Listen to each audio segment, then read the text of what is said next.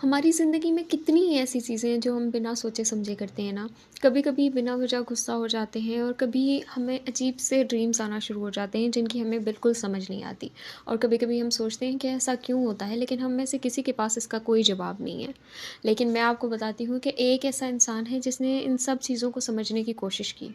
जी हाँ, मैं बात कर रही हूँ सिगमंड फ्रॉइड की, जो साइकोलॉजी की दुनिया में एक अहम रोल प्ले करते हैं। तो अगर आपको भी इंटरेस्ट है साइकोलॉजी में, अनकॉन्शियस माइंड में और ड्रीम्स में, तो स्टे ट्यून्ड, क्योंकि आज हम बात करेंगे फ्रूड के लाइफ के बारे में, उनकी अचीवमेंट्स के बारे में, उनकी कंट्रोवर्सीज़ के बारे में और उन पर होने वाले क्रिटिसिज्म्स के बारे में। तो वीडियो को एंड तक ज़रूर देखें, क्योंकि आज हम एक्सप्लोर करेंगे फ्रूड की लाइफ को, उनकी थेरीज़ को पढ़ेंगे और देखेंगे कि वो जो बातें कहते थे उनको लोग क्यों क्रिटिसाइज़ करते थे।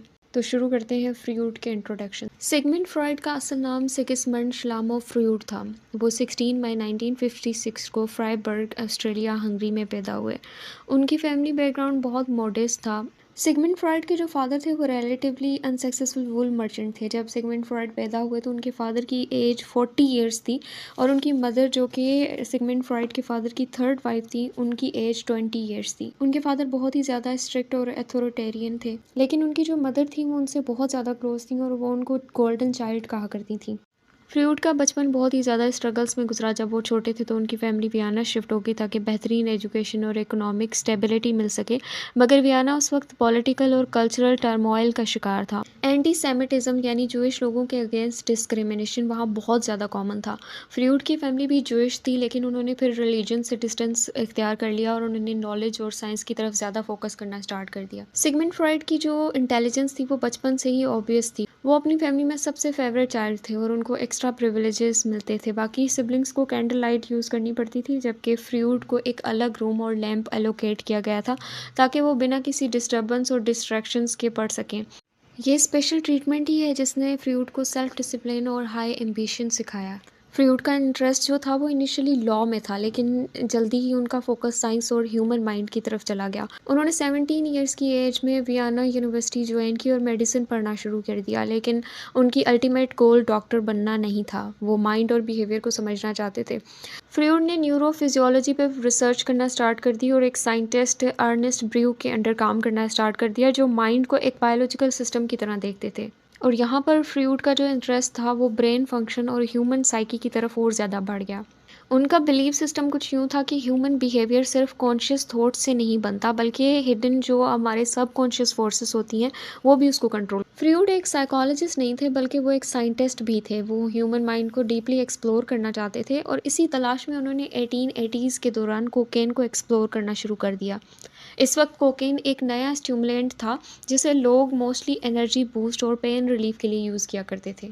और फिर फ्रूड ने सोचा कि शायद ये डिप्रेशन, एंजाइटी और न्यूरोलॉजिकल डिसऑर्डर्स के लिए बेहतरीन इलाज साबित हो सकता है। 1884 में फ्रूड ने उबर कोकेन नाम का एक पेपर लिखा जिसमें उन्होंने कोकेन को एक मैजिकल ड्रग करार दिया। उनका कहना था कि ये सिर्फ मूड इम्प्रूव नहीं करती, बल्कि एनर्जी और फोकस को भी इम्प्रूव करती है। उन्होंने ये खुद पर एक्सपेरिमेंट किया और अपनी फियोंसे मार्था को भी इनकरेज किया कि वो भी इसको यूज़ करे। फ्रूड का मानना ये था कि कोकेन सिर्फ एक स्टिमुलेंट नहीं है, बल्कि एक मेडिकल ब्रेक थ्रू हो। फ्रूड ने कोकेन को मॉर्फिन एडिक्शन के ट्रीटमेंट के लिए भी रिकमेंड किया। उनका एक दोस्त और कोलीग डॉक्टर अर्नेस्ट, जो मॉर्फिन एडिक्ट थे, उनको फ्रूड ने कोकेन सजेस्ट की। पहले तो डॉक्टर अर्नेस्ट को बहुत रिलीफ मिला, मगर धीरे धीरे वो कोकेन के एडिक्ट होते गए। ये एक टर्निंग पॉइंट था। फ्रूड के मिरेकल ड्रग थ्योरी पर सवाल उठना शुरू हो गए। जल्द ही डॉक्टर्स और रिसर्चर्स ने देखा कि कोकीन के सीरियस साइड इफ़ेक्ट्स हैं। ये एडिक्शन काज करती है, हेलोसिनेशन और हार्ट इश्यूज़ भी पैदा करती है। लेकिन फ्रूड को स्टार्टिंग में इस बात का एहसास नहीं हुआ। उनका मानना था कि अगर इसको कंट्रोल के साथ यूज़ किया जाए तो ये एक पावरफुल मेडिकल टूल बन सकती है। जब कोकेन के एडिक्शन के केसेस बढ़ने लगे, मेडिकल कम्युनिटी और सोसाइटी ने इसको डेंजरस ड्रग डिक्लेयर कर दिया। फ्रूड की क्रेडिबिलिटी पे भी सवाल उठने शुरू हो गए और लोगों ने उनके रिसर्च को क्रिटिसाइज़ करना शुरू कर दिया। 1890s तक फ्रूड ने कोकेन को प्रमोट करना बंद कर दिया था, मगर तब तक कोकेन के नेगेटिव इफ़ेक्ट्स काफ़ी लोगों को नुकसान पहुंचा चुके थे। कई हिस्टेरियंस ये स्पेक्यूलेट करते हैं कि फ्रूड खुद भी कोकेन के एडिक्ट हो गए थे, लेकिन इसका कोई भी सॉलिड प्रूफ मौजूद नहीं है। ये ज़रूर माना जाता है कि उन्होंने बहुत सालों तक कोकेन यूज़ की, स्पेशली अपनी माइग्रेन और डिप्रेशन के लिए, लेकिन उनकी लेटर थेरीज और साइको एनालिसिस का कोकेन से कोई डायरेक्ट कनेक्शन नहीं था। फ्रूट का कोकेन एपिसोड एक वार्निंग साइन था कि साइंस और मेडिसिन में हर नई चीज़ बिना किसी प्रॉपर टेस्टिंग के डेंजरस हो सकती है। ये उनके करियर का एक कंट्रोवर्शियल हिस्सा था जो आज भी डिस्कशंस का पार्ट है। लेकिन चाहे वो कोकेन कंट्रोवर्सी हो या साइको एनालिसिस का रेवोल्यूशन, फ्रूट की थ्योरी साइकोलॉजी को हमेशा के लिए बदल चुकी हैं।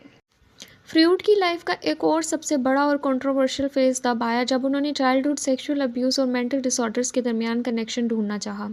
उनका मानना था कि बहुत सारे साइकोलॉजिकल इश्यूज स्पेशली हिस्टेरिया और न्यूरोसिस का असल सबब चाइल्डहुड सेक्सुअल अब्यूज़ हो सकता है। ये थ्योरी उन्होंने 1896 में प्रपोज की और इसे सडक्शन थ्योरी का नाम दिया। फ्रूड का कहना था कि जब किसी छोटी उम्र के बच्चे के साथ किसी किस्म का कोई सेक्सुअल अब्यूज़ होता है तो उसका सबकॉन्शियस माइंड उस ट्रोमेटिक एक्सपीरियंस को दबा देता है, मगर ये रिप्रेस्ड ट्रॉमा आगे चलकर मेंटल डिसऑर्डर्स का सबब बन सकता है, स्पेशली हिस्टेरिया और एंजाइटी डिसऑर्डर्स। फ्रूड ने अपनी कुछ फीमेल पेशेंट्स के केसेस को एनालाइज किया और देखा कि उनके सिम्टम्स चाइल्डहुड ट्रॉमा से लिंक्ड लग रहे थे। उनका ये आइडिया बहुत रिवोल्यूशनरी था क्योंकि उस वक्त सोसाइटी चाइल्डहुड सेक्सुअल अब्यूज़ पर ओपनली बात नहीं करती थी। फ्रूड का मानना था कि बहुत सारी औरतें जो हिस्टेरिया का शिकार हैं वो एक्चुअली अपनी रिप्रेस्ड चाइल्डहुड मेमोरी के इफ़ेक्ट्स फेस कर रही हैं। मगर सिर्फ 1-2 साल बाद ही फ्रूड ने अपनी थ्योरी से एक ड्रामेटिक शिफ्ट ली और कहा कि शायद इन पेशेंट्स की जो चाइल्डहुड मेमोरीज़ हैं वो रियल नहीं हैं बल्कि उनकी फैंटेसीज़ हैं। उनका कहना था कि शायद ये वुमेन जो हैं एक्चुअली अब्यूज़ नहीं हुई बल्कि उनका जो माइंड है या उनकी जो फैंटेसीज़ हैं जो उन्होंने क्रिएट की हुई हैं, जो उनके सबकॉन्शियस डिज़ायर का पार्ट हैं, वो उसमें कंट्रीब्यूट करती हैं। ये शिफ्ट एक बहुत बड़ा इंटेलेक्चुअल शॉक था। पहले फ्रूड ने अब्यूज़ को एक रियल ट्रॉमा माना, लेकिन बाद में उनका कहना था कि ये सिर्फ अनकॉन्शियस माइंड की एक इमेजिनरी कंस्ट्रक्ट भी हो सकती है। ये शिफ्ट साइकोलॉजिकल वर्ल्ड में एक बड़ी डिबेट के सबब बना। जब फ्रूड ने अपनी सडक्शन थ्योरी विड्रॉ की तो लोगों ने उस पर बहुत ज़्यादा क्रिटिसाइज़ करना शुरू कर दिया। कई लोगों का कहना था कि फ्रूड पर प्रेशर था। सोसाइटी, मेडिकल कम्युनिटी और स्पेशली एलीट सर्कल उनकी इस थ्योरी से बहुत ज़्यादा नाराज़ हुए क्योंकि ये एक बहुत अनकम्फर्टेबल ट्रुथ को एक्सपोज करती थी। उनका कहना था कि फ्रूड ने पब्लिक बैकलैश से बचने के लिए अपनी थ्योरी वापस ले ली है। दूसरी तरफ कुछ साइकोलॉजिस्ट का कहना था कि फ्रूड का जो शिफ्ट है वो साइंटिफिकली जस्टिफाइड है। उनका कहना था कि लोगों का सबकॉन्शियस माइंड रियल और इमेजिन्ड एक्सपीरियंसेस में फ़र्क नहीं कर पाता और फैंटेसीज़ भी वैसी ही रिप्रेस्ड इमोशंस को ट्रिगर करती हैं जैसे रियल इवेंट्स करते हैं। आज भी यही डिबेट साइकोलॉजी में चल रही है। क्या फ्रूड को अपनी पहली थ्योरी पर कायम रहना चाहिए था? कई मॉडर्न साइकोलॉजिस्ट का कहना है कि चाइल्डहुड सेक्सुअल अब्यूज़ एक रियल इशू है और इस पर फ्रूड की पहली थ्योरी को सीरियस ले लेना चाहिए। दूसरी तरफ साइको एनालिसिस के सपोर्टर्स का कहना है कि ह्यूमन माइंड सिर्फ रियल इवेंट्स का ही नहीं बल्कि फैंटेसीज़ का भी वैसे ही रिएक्ट करता है। इसीलिए फ्रूड का जो शिफ्ट था वो लॉजिकल था। तो जो फ्रूड का चैप्टर है फैक्ट वर्सेस फैंटेसीज़, ये एक बहुत ही ज़्यादा कॉम्प्लेक्स और कंट्रोवर्शियल चैप्टर है। ये एक इंटेलेक्चुअल स्ट्रगल को रिप्रेजेंट करता है जो साइंटिफिक ऑब्जेक्टिविटी और सोशल प्रेशर के दरमियान की एक वॉर है। आखिर में फ्रूड की थ्योरीज चाहे जितनी भी कंट्रोवर्शियल रही हों, उनका जो इम्पैक्ट है वो आज भी अनडिनाइबल है। फ्रूड सिर्फ साइकोलॉजी के ऑब्जर्वर नहीं थे बल्कि खुद भी मेंटल स्ट्रगल्स से गुजर रहे थे। एंजाइटी, फोबियाज़ और ऑब्सेसिव थॉट्स उनकी अपनी ज़िंदगी का भी हिस्सा थे और सबसे इंटरेस्टिंग बात यह है कि वो अपनी ही थेरीज़ को खुद पे ही एक्सपेरिमेंट करते थे। फ्रूड का जो चाइल्डहुड था उसमें एंजाइटी और फोबिया शामिल थे। उनका एक बहुत बड़ा फेयर था डेथ एंजाइटी। वो बार बार अपनी मौत के बारे में सोचते और उनको ये लगता था कि वो किसी सीरियस इलनेस का शिकार हो सकते हैं। ये ऑब्सेशन इतना बढ़ गया था कि उन्होंने अपनी फ़िज़िकल हेल्थ पे बहुत ज़्यादा फोकस करना शुरू कर दिया था, मगर असल प्रॉब्लम साइकोलॉजिकल थी। उनका एक और अजीब फ़ोबिया था ट्रैवल फ़ोबिया, न्यूरोस्थेनिया। फ्रूड का ट्रेन्स या शिप्स में ट्रैवल करने से बहुत ज़्यादा डर लगता था, उनको पैनिक अटैक होते थे। ये एक कॉन्ट्रडिक्शन था क्योंकि साइको एनालिसिस का कॉन्सेप्ट भी एक सफ़र की तरह ही है, माइंड के सबकॉन्शियस ज़ोन का सफ़र। 1890s के दौरान फ्रूड काफ़ी स्ट्रेस और एंजाइटी से गुजर रहे थे। ये वो टाइम था जब उनके फादर की डेथ हुई थी और ये लॉस उनके लिए बहुत ज़्यादा पेनफुल था। इस वक्त फ्रूड ने एक रेवोल्यूशनरी काम किया। उन्होंने अपने ही माइंड को एनालाइज करना स्टार्ट कर दिया। उन्होंने खुद पर ही साइको एनालिसिस अप्लाई किया और अपने ही ड्रीम्स को एनालाइज करना शुरू कर दिया। उनका मानना ये था कि जो हमारे छुपे हुए इमोशंस हैं, यानी जो हमारे हिडन इमोशंस हैं, हमारी हिडन डिज़ायर्स हैं, जो हमें समझ नहीं आती, वो हमारे ड्रीम्स में रिफ्लेक्ट होती हैं। इसी सेल्फ एग्जामिनेशन से उनकी सबसे फेमस बुक है the interpretation of dreams in 1899। और फ्रूड का कहना था कि हर इंसान के दिमाग में एक कांस्टेंट बैटल चल रही होती है, इड, ईगो और सुपर ईगो के दरमियान। अब इड की उन्होंने बात की, इड उन्होंने कहा कि जो डिज़ायर्स और इंस्टिंक्ट्स होती हैं एक इंसान की, यानी जो हमारे जो अंदर की प्राइमरी डिज़ायर्स होती हैं, इम्पल्सिव बिहेवियर्स होते हैं और हमारी जो प्लेजर सीकिंग अर्जेस होती हैं, ये सारी कहाँ से आती हैं? इंसान के इड से आती हैं।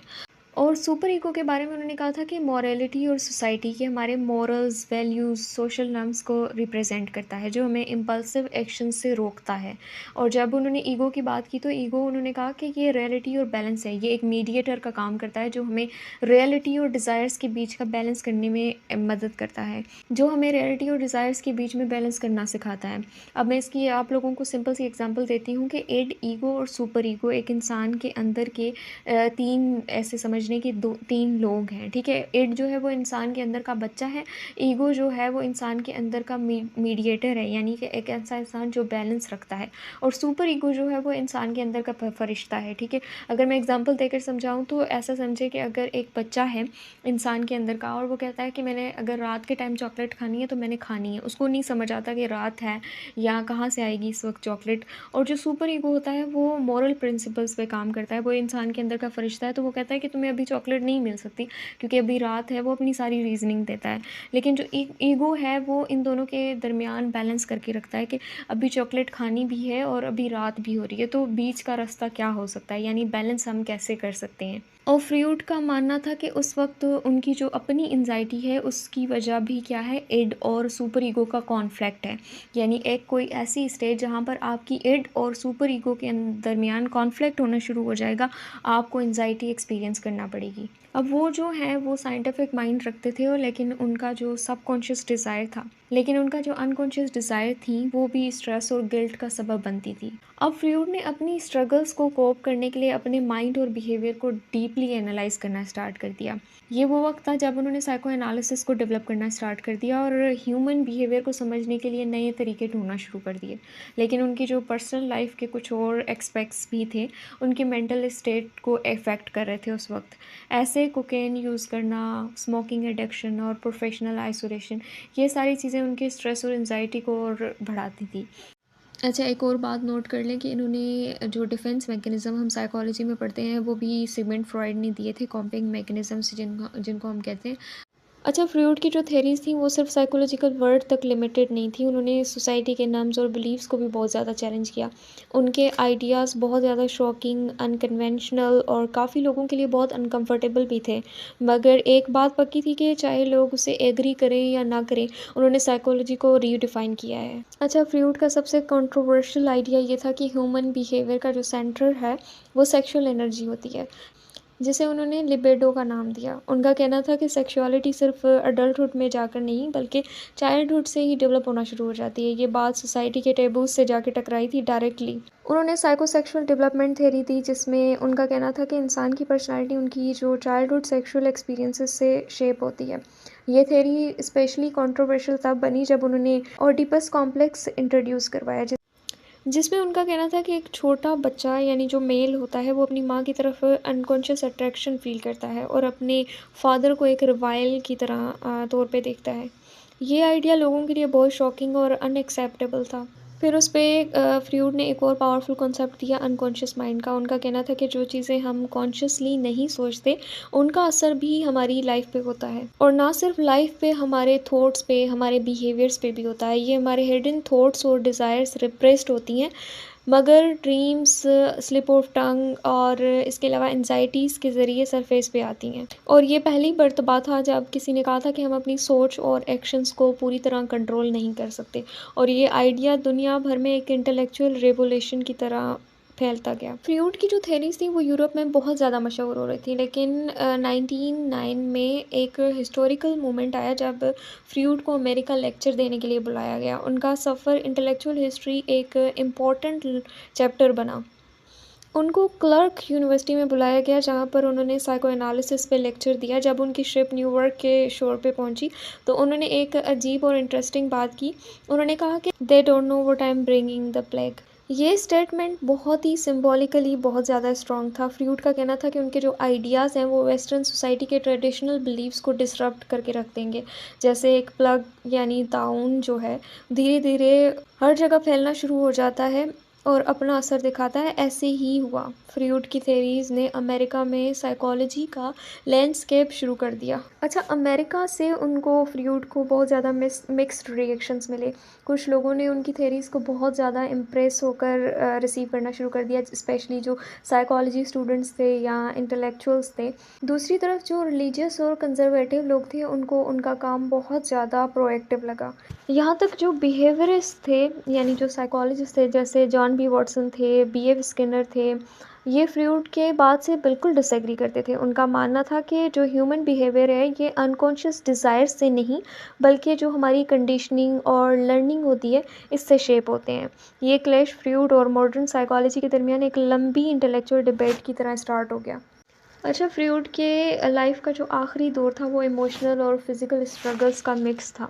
एक तरफ उनकी जो थ्योरीज़ थी वो दुनिया भर में साइकोलॉजी को इन्फ्लुएंस कर रही थी, दूसरी तरफ उनकी जो पर्सनल लाइफ और हेल्थ थी वो डिक्लाइन होती जा रही थी। 1930s के दौरान जब यूरोप में नाज़ी पावर राइज़ कर रहा था और फ्रूड का जो ऑस्ट्रिया था वो भी इतना कोई सेफ़ नहीं था। 1933 में नाज़ी ने उनकी बुक जला दी और साइको एनालिसिस को जूइश साइंस कहकर रिजेक्ट कर दिया। फ्रूड के लिए ये एक पेनफुल मोमेंट था क्योंकि उनकी लाइफ का जो सारा काम था वो डिस्ट्रॉय हो रहा था। अच्छा, उनको 1938 में कुछ रीज़न्स की वजह से माइग्रेट करना पड़ा लंदन। ठीक है, उसके बाद फ्रूड जैसे कि एक चेन स्मोकर थे, उनकी ये हैबिट उनके लिए बहुत जानलेवा साबित हुई।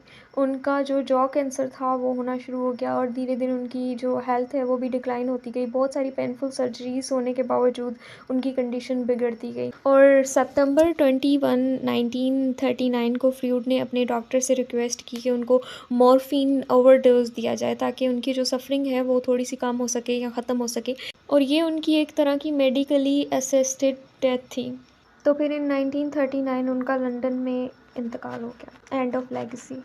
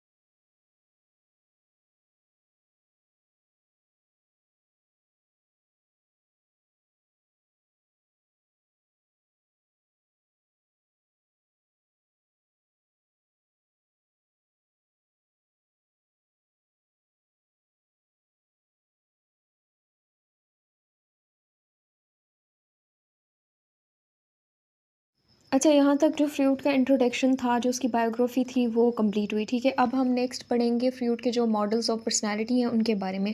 शुरू करेंगे, पहले इंस्टिंक्ट्स के बारे में पढ़ेंगे आज की वीडियो में, फिर उसके बाद लेवल्स ऑफ़ पर्सनैलिटी, फिर स्ट्रक्चर्स ऑफ़ पर्सनैलिटी। इस तरह से सारा साइको एनालिसिस पढ़ेंगे, लेकिन अभी हम शुरू करने लगे हैं इंस्टिंक्ट से।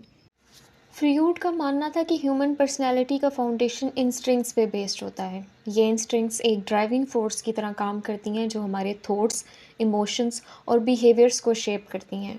फ्रूड ने कहा था कि हमारे माइंड के अंदर दो मेजर टाइप ऑफ इंस्टिंक्ट्स होती हैं जो एक दूसरे के बिल्कुल अपोजिट हैं, लेकिन वो एक तरह का बैलेंस मेंटेन किए हुए हैं। पहले नंबर पे आती हैं लाइफ इंस्टिंक्ट्स यानी eros the drive to love and live. Freud ने कहा था कि एक इंसान के अंदर ज़िंदगी और नए कुछ क्रिएट करने का इंस्टिंक्ट होता है। जिसे उन्होंने एर्गोस का नाम दिया। ये इंस्टिंक्ट्स हमें सर्वाइव करने, रिलेशनशिप्स बनाने और क्रिएटिविटी को एक्सप्रेस करने की फ़ोर्स देती हैं। और अगर हम बात करें लाइफ इंस्टिंक्ट्स के जो की फीचर्स हैं उनके बारे में, तो पहला की फीचर है सर्वाइवल एंड सेल्फ प्रिजर्वेशन। इसमें सारी मेजर आ जाएंगी, जैसे इंसान का खाना पीना, इंसान की स्लीप, इस तरह की चीज़ें इस पार्ट में आ जाएंगी। उसके बाद sexual desires and pleasure seeking आ जाता है। सेक्सुअल अर्जेस सिर्फ रिप्रोडक्शन के लिए नहीं, बल्कि प्लेजर और इमोशनल कनेक्शन के लिए। थर्ड नंबर पे आता है क्रिएटिविटी एंड ग्रोथ। इसमें art, music, writing, innovations, all the drives of life instinct. उसके बाद सोशल बॉन्डिंग आ जाएगी, इसमें फ्रेंडशिप्स आ जाएंगी, लव, फैमिली, कम्युनिटी बिल्डिंग भी इसका हिस्सा है। और फ्रूट के अकॉर्डिंग एर्गोस का जो एनर्जी सोर्स है वो है लिबिडो, जो हमारी सेक्सुअल और क्रिएटिव एनर्जी को फ्यूल देता है। ये हमें दुनिया में इंगेज होने में और नए एक्सपीरियंसेस बनाने में फोर्स करता है। सेकंड नंबर पे आ जाता है डेथ इंस्टिंक्ट्स, जिसे उन्होंने थनाटोस भी कहा था, the drive to destroy an end. ये एक किस्म का फ्रूट का रेडिकल कॉन्सेप्ट था जो डेथ इंस्टिंक्ट्स को रिप्रेजेंट करता था। उनका कहना था कि जहाँ एक तरफ हम सर्वाइवल और ग्रोथ की तरफ मोटिवेट होते हैं, वहीं एक और पावरफुल फोर्स भी है जो हमें destruction, aggression, even self harm की तरफ पुश करती है। और इसी डेथ इंस्टिंक्ट्स की जो की फीचर्स फ्रूट के अकॉर्डिंग थी वो कुछ यूँ थी कि पहला था self destruction and risk taking. कभी कभी लोग ऐसे काम कर जाते हैं ना जो उनके लिए ख़तरनाक होते हैं, लाइक उनके लिए डेंजरस होते हैं, क्योंकि कुछ लोग ड्रग्स लेते हैं या एक्सट्रीम किस्म के जो स्पोर्ट्स एक्टिविटीज़ होती हैं उनमें इन्वॉल्व हो जाते हैं। तो उन्होंने कहा था कि ये उसका इफ़ेक्ट है, ठीक है। उसके बाद सेकंड फीचर आ जाता है एग्रेशन, वायलेंस, जिसमें लड़ाई, वॉर, क्राइम सब कुछ आ जाएगा। इसे उन्होंने कहा था कि डेथ इंस्टिंक्ट्स का रिजल्ट हो सकता है। उसके बाद उन्होंने बात की थी स्केप फ्रॉम लाइफ स्ट्रगल्स। कभी कभी लोगों की जो लाइफ होती है वो मीनिंगलेस हो जाती है और वो सेल्फ हार्म और डिस्ट्रक्टिव हैबिट्स की तरफ बढ़ते हैं और वो ऐसी हैबिट्स को डेवलप करते हैं जो उनके लिए अपने लिए डेंजरस होती हैं। उसके बाद लास्ट फीचर उन्होंने कहा था रिपीटेशन ऑफ कंपल्शंस, यानी फ्रूड ने कहा था कि कुछ लोग होते हैं जो बार बार उन्हीं तकलीफ़ों को, उन्हीं बुरे एक्सपीरियंसेस को रिपीट करते जाते हैं जो उनके लिए बहुत ज़्यादा पेनफुल होते हैं, जैसे टॉक्सिक रिलेशनशिप्स या सेल्फ हार्मिंग पैटर्न्स जो होते हैं उनको फॉलो करते रहते हैं। और उन्होंने कहा था कि डेथ इंस्टिंक्ट्स का, यानी थनाटोस का जो लास्ट में उनका जो वो होता है, गोल होता है, वो डेथ होता है, लेकिन ऑफ कोर्स उनका जो असर होता है वो हर जगह देखा जा सकता है। अच्छा, जो फ्रूट के एर्गोस और थानाटोस हैं ये एक दूसरे के बिल्कुल अपोजिट हैं, मगर दोनों काम साथ ही करते हैं। ये एक तरह का पुश एंड पुल है जो बैलेंस बनाते हैं एक दूसरे का। जब लाइफ इंस्टिंक्ट्स हमें ज़िंदगी जीने का, प्यार करने का, नए एक्सपीरियंसेस एक्सप्लोर करने का फोर्स देता है, वहीं जो डेथ इंस्टिंक्ट्स होती हैं वो हमें एग्रेशन, सेल्फ डिस्ट्रक्शन की तरफ ले जाती हैं, पुश करती हैं, ठीक है। और जब ये इन दोनों का बैलेंस डिस्टर्ब होता है तब मेंटल डिसऑर्डर्स होना शुरू हो जाते हैं, स्ट्रेस, पर्सनैलिटी इश्यूज डेवलप होना शुरू हो जाते हैं होता है। अच्छा, साइको एनालिसिस का गोल होता है कि इंसान की जो लाइफ इंस्टिंक्ट्स हैं उनको स्ट्रेंथन किया जाए, यानी उनको एक्सीड किया जाए, और जो डेथ इंस्टिंक्ट्स हैं उनको लो किया जाए या फिर उनको कंट्रोल किया जाए, ताकि एक इंसान की जो लाइफ है वो बैलेंस के साथ चलती रहे। उसके बाद अगर हम बात करें लेवल्स ऑफ पर्सनैलिटी, जो फ्रूट का एक मॉडल था उसके बारे में, तो फ्रूट के मुताबिक हमारी पर्सनैलिटी एक आइसबर्ग की तरह होती है। जो दिखाई देता है वो एक छोटा सा हिस्सा है, यानी कि जो सरफेस पे है वो छोटा सा हिस्सा है। असल कंट्रोल उस हिस्से के पास है जो छुपा हुआ है या फिर जो नज़र नहीं आता। फ्रूड ने पर्सनैलिटी को 3 डिफरेंट लेवल्स में डिवाइड किया: कॉन्शियस, प्री कॉन्शियस और सब कॉन्शियस। अच्छा, जो कॉन्शियस लेवल होता है, यानी टिप ऑफ द आइसबर्ग, जो हमें पता है, ये हमारी वो थॉट्स, फीलिंग्स, एक्सपीरियंसेस होते हैं जो हमारी प्रेजेंट अवेयरनेस में होती हैं। ये वो हिस्सा है जिसे हम एक्टिवली कंट्रोल कर सकते हैं या जिस पर हमारी डायरेक्ट नज़र पड़ती है, यानी जो हिस्सा हमें पता है। सपोज़ इस वक्त जो आपके थॉट्स हैं, यानी जो अभी आप सोच रहे हैं या जो अभी आप महसूस कर रहे हैं, वो एक कॉन्शियस माइंड का हिस्सा है। या फिर ऐसे कह लें कि जब आप किसी से बात करने लगते हैं और तब अपने वर्ड्स और एक्सप्रेशंस को आप कंट्रोल कर सकते हैं ना, तो इसको हम कहते हैं कॉन्शियस थॉट्स या कॉन्शियस माइंड का हिस्सा है ये। इसके अकॉर्डिंग फ्रूट का कहना था कि जो हमारा कॉन्शियस माइंड होता है एक छोटी सी लेयर होता है, इसके नीचे एक पूरा हिडन वर्ड छुपा है जो हमारी पर्सनैलिटी को सीक्रेटली कंट्रोल कर रहा होता है, यानी उसका असर ज़्यादा होता है जो छुपा हुआ है। जो कॉन्शियस लेवल होता है उसके पास सच इतना कंट्रोल नहीं होता। उसके बाद सेकेंड लेवल आ जाती है pre conscious level, just below the surface, जो थोड़ी एफर्ट करने पे आपको याद आ जाती है। ये वो इन्फॉर्मेशन है जो फ़िलहाल हमारी कॉन्शियस अवेयरनेस में नहीं है, मगर अगर हम चाहें तो हम कोशिश करें थोड़ी थोड़ी-सी तो हम याद कर सकते हैं। ये ऐसा समझे माइंड का एक स्टोरेज सिस्टम है जो हमें ज़रूरत पड़ने पे past experiences, memories, thoughts recall करवा सकता है। इसकी एग्ज़ाम्पल आप ऐसे समझें कि आपका कोई बचपन का दोस्त है, ठीक है? अभी आपकी अवेयरनेस में नहीं है, अभी कॉन्शियस अवेयरनेस में नहीं है आपकी, ठीक है? Presently, currently. लेकिन अगर मैं आपसे पूछूँ कि आपका बचपन का दोस्त कौन है, तो आप उसका नाम याद कर सकते हैं, रिकॉल कर सकते हैं। थोड़ी-सी एफ़र्ट्स लगा के अपने पास्ट एक्सपीरियंसेस, मेमोरीज़, थॉट्स पर आप जाकर एक्सेस कर सकते हैं। या फिर ये आपकी रोज़मर्रा की चीज़ें भी हो सकती हैं, जैसे मुझे अपना नाम पता है, ठीक है? लेकिन अभी मेरी अवेयरनेस में नहीं है, लेकिन जैसे ही कोई पूछेगा मुझे याद आ जाएगा। या मेरे घर का एड्रेस मुझे पता है, लेकिन मेरे अभी ये अवेयरनेस में नहीं है। कोई अगर मुझसे पूछेगा तो मुझे याद आएगा। तो ये वाला जो हिस्सा होता है इसे हम प्री कॉन्शियस माइंड कहते हैं। एक टेम्परेरी किस्म का स्टोरेज है और इसमें वो सारी मेमोरीज़ होती हैं जो हमारे कॉन्शियस और अनकॉन्शियस माइंड के बीच में होती हैं, यानी सेंटर में, जो ज़रूरत पड़ने पे आप इज़िली रिकॉल कर सकते हैं। उसके बाद थर्ड नंबर पे आ जाता है अनकॉन्शियस लेवल, यानी जो हिडन डेप्थ होती है या छुपा हुआ हिस्सा जो होता है पर्सनैलिटी का, वो होता है अनकॉन्शियस लेवल। फ्रूड के मुताबिक हमारी जो असली पर्सनैलिटी का कंट्रोल होता है वो होता है अनकॉन्शियस माइंड के पास। ये वो जगह होती है जहाँ हमारी repressed desires, childhood traumas, hidden fears सब कुछ स्टोर होते हैं, जो बिना हमें पता चले हमारे थॉट्स और बिहेवियर्स को शेप कर रहे होते हैं। सपोज़ अगर किसी एक इंसान का जो चाइल्डहुड ट्रॉमा है वो एक्सपीरियंस हुआ है, ठीक है? तो उसे डायरेक्टली तो याद नहीं होगा बचपन में, ठीक है? तो लेकिन उसके जो फेयर्स होंगे, उसके बिहेवियर्स होंगे, उसमें आप देख सकते हैं। तो ये अनकॉन्शियस माइंड का इन्फ्लुएंस होता है एक इंसान पर। या फिर ऐसे बहुत ज़्यादा केसेस होते हैं जिसमें कुछ लोग कहते हैं कि मुझे इस जगह से डर लगता है, पर लेकिन मुझे पता नहीं है मुझे क्यों डर लगता है। तो जब किसी इंसान को बिला वजह किसी पार्टिकुलर जगह से जो है डर लगना शुरू हो जाता है, या कोई इस तरह का एक्सपीरियंस याद आना शुरू हो जाता है जो उसके लिए अच्छा नहीं है, ठीक है?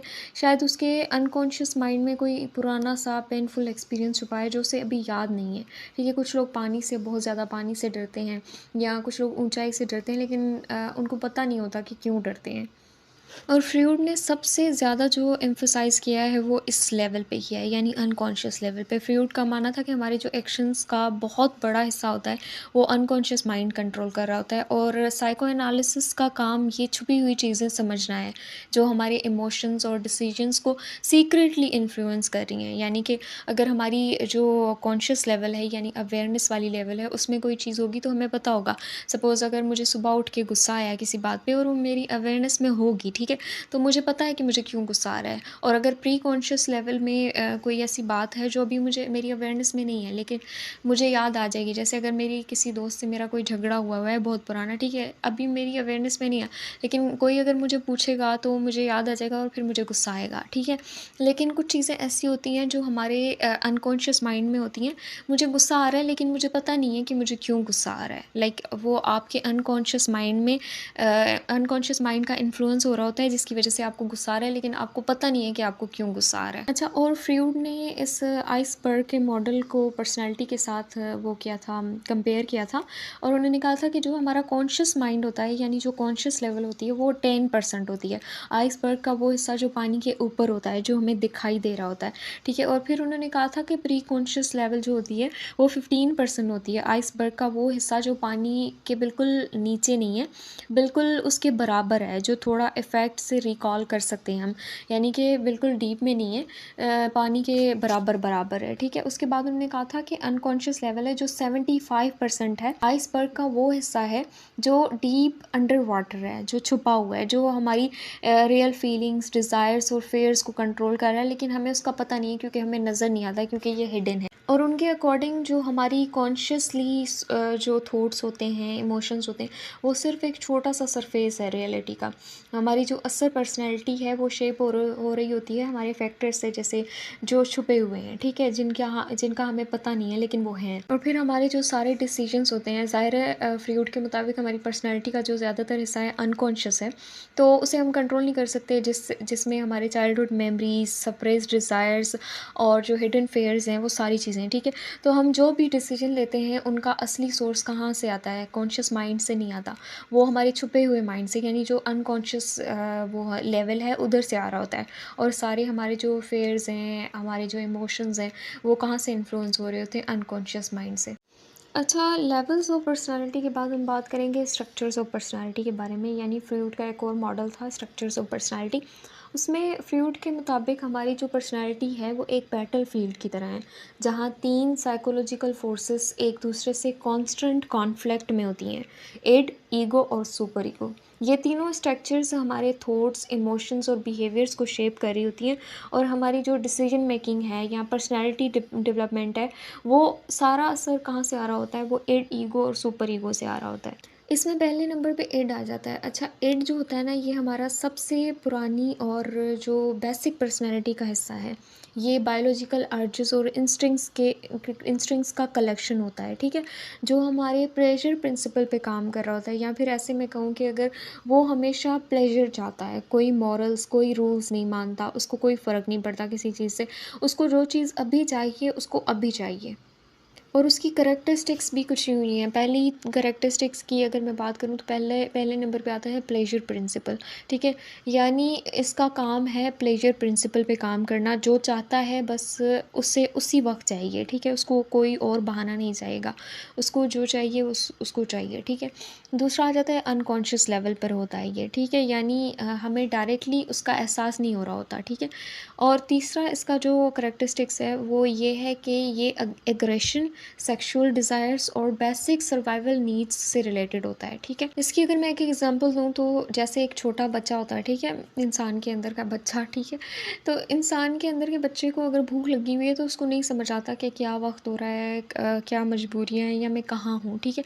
उसने चिल्लाना शुरू कर देना है, क्योंकि उसको इड की जो है वो उसी वक्त ग्रेटिफिकेशन चाहिए, यानी उसको इमीडिएट ग्रेटिफिकेशन की ज़रूरत होती है। अगर किसी को गुस्सा आया है, तो इड उसे फ़ौरन रिएक्ट करने के लिए बोलेगा, ठीक है? चाहे सामने वाला दुःख में है, चाहे जो भी सिचुएशन है, इड जो चाहता है वो चाहता है, ठीक है? वो ऐसा समझे इंसान के अंदर का बच्चा है, जिसको समझ नहीं आता कि कोई रूल्स भी हैं और दुनिया में चलने का कोई तौर तरीका भी है। उसके बाद सुपर ईगो आ जाता है। सुपर ईगो हमारी जो मोरालिटी है, हमारे जो एथिक्स हैं, इस सुपर ईगो का काम ही है हमारे मॉरल्स, वैल्यूज़ और सोशल रूल्स का रिफ्लेक्शन है, ठीक है? ये इन सारी चीज़ों को फ़ॉलो करना जानता है। ये हमें बताता है क्या सही है, क्या गलत है, तुम्हें क्या करना चाहिए, ये सारा पावर इसके पास होता है। ऐसा समझें कि इंसान के अंदर का एक फ़रिश्ता होता है ना, जैसे मैंने कहा कि इड जो है वो इंसान के अंदर का बच्चा है, वैसे ही जो सुपर ईगो होता है इंसान के अंदर का फ़रिश्ता होता है, जो उसे हमेशा सही और गलत में फ़र्क बताता है। और अगर इसकी करैक्टरिस्टिक्स की बात करूँ, तो ये मॉरलिटी प्रिंसिपल पे काम करता है। पहले नंबर पे तो यही आ जाएगा, ठीक है? हमें एथिकली और सोशली एक्सेप्टेबल तरीके से जीना सिखाता है, कि मतलब तुम ऐसे ज़िंदगी गुजारो जो सोशली और एथिकली एक्सेप्टेबल हो। फिर इसका जो सेकंड है वो है कि ये हमारे पेरेंट्स और सोसाइटी की वैल्यूज़ को ऑब्ज़र्व करता है, ठीक है? और गिल्ट और शेम का एहसास दिलाता है कि अगर आपने गलत कर दिया, ठीक है? फिर आप इससे बचें, ठीक है? क्योंकि ये आपको बुरा फ़ील करवाता है, और ये मोस्टली अनकॉन्शियस लेवल पे ऑपरेट हो रहा होता है, लेकिन कभी-कभी हमें कॉन्शियसली भी गिल्ट महसूस करवाता है। लेकिन इसका मोस्टली जो वर्क है वो अनकॉन्शियस लेवल पे है, लेकिन कभी-कभी ये कॉन्शियस लेवल पे आ जाता है, याद करवाने कि भई तुमने ये भी गलत किया था। इसकी एग्ज़ाम्पल में आ जाएगा कि अगर आप चीट करना चाहते हैं किसी एग्ज़ाम में, ठीक है? तो सुपर ईगो आपको बताएगा कि ये गलत है, आपको अपनी मेहनत पे यकीन रखना चाहिए, या आप पकड़े जा सकते हैं, ये रूल्स के ख़िलाफ़ है, सारी रीज़निंग देगा, ठीक है? और कभी-कभी ऐसा होता है कि कुछ लोग जो होते हैं उनकी विशेस होती हैं कुछ और वो पूरी नहीं करना चाहते, ठीक है? क्योंकि उनको लगता है कि सोसाइटी के अकॉर्डिंग ये चीज़ें गलत हैं। तो ये जो इन्फ्लुएंस है सारा, वो कहाँ से आ रहा होता है? ये भी सुपर ईगो से आ रहा होता है। यानी ऐसा समझें कि एक अगर बच्चा रो रहा है, ये इड रो रहा है, ठीक है? तो सुपर ईगो से समझाएगा कि नहीं भाई, तुम नहीं रो सकते, क्योंकि रात है, तुम्हें खाना नहीं मिलेगा, या कोई भी रीज़निंग दे के ये समझाएगा कि नहीं, तुम गलत कर रहे हो। उसके बाद थर्ड नंबर पे आ जाता है ईगो, रियलिटी को समझने वाला हिस्सा, ठीक है? ये बैलेंस है दोनों का, ठीक है? ईगो, इड और सुपर ईगो के बीच का मीडिएटर है। ये रियलिटी के अकॉर्डिंग डिसीजंस लेता है, इम्पल्सिव अर्जेस को कंट्रोल करना सिखाता है। यानी अगर आपके घर में एक बच्चा है और एक फरिश्ता है, ठीक है? तो इड्स ईगो समझे आपके घर का वो इंसान है जो सिचुएशन समझता है और दोनों को बैलेंस करता है। और इसकी करैक्टरिस्टिक्स में आ जाएगा, पहला तो आ जाएगा ये रियलिटी प्रिंसिपल पे काम करता है, जो चाहता है उसको रियलिस्टिक तरीके से हासिल करने की कोशिश करता है। दूसरा, इड के जो वाइल्ड डिज़ायर्स होती हैं उनको कंट्रोल करता है। ताकि हम सोशली एक्सेप्टेबल तरीके से बिहेव कर सकें। जैसे अब देखो 2 बजे इड ने बोल दिया कि उसने चॉकलेट खाना है, ठीक है? तो अब ये ईगो का काम है कि उसको कैसे समझाए कि सुपर ईगो की बात भी आ जाए, ठीक है? सुपर ईगो कह रहा है कि नहीं भई रात है, तुम चॉकलेट नहीं खा सकते, रात हो रही है, ठीक है? तो अब ये ईगो है जो इन दोनों के दरमियान में बैलेंस करेगा। अच्छा, लास्ट कैरेक्टरिस्टिक्स इसकी होगी कि वो कॉन्शियस और अनकॉन्शियस दोनों लेवल्स पे काम करता है, ठीक है? इसने ना छुपना है, ना बिल्कुल ज़ाहिर होना है, ठीक है? ये दरमियान में रह के अनकॉन्शियस और कॉन्शियस लेवल पे काम करेगा। और इसकी एग्ज़ाम्पल में आ जाएगा कि अगर आपको किसी फ़ेवरेट फूड के सामने आपके सामने कोई फ़ेवरेट फूड रखा हुआ है, ठीक है? तो इड चाहेगा कि बिना सोचे समझे खा ले, मगर ईगो कहेगा पहले हाथ धो लो या प्लेट में सर्व करो अच्छे से, ठीक है? फिर खाओ। और सुपर ईगो कहेगा कि भाई तुम मत खाओ जब तक कोई तुम्हें ऑफ़र मत करे। अच्छा, अगर हम बात करें conflict between id, ego and super ego, तो हमारी जो पर्सनैलिटी है उसका जो असल स्ट्रगल होता है ना, वो इड, ईगो और सुपर ईगो का जो कॉन्फ्लिक्ट है वो बनाता है, ठीक है? ये तीनों फोर्सेस एक दूसरे से कांस्टेंट टकरार में रहती हैं।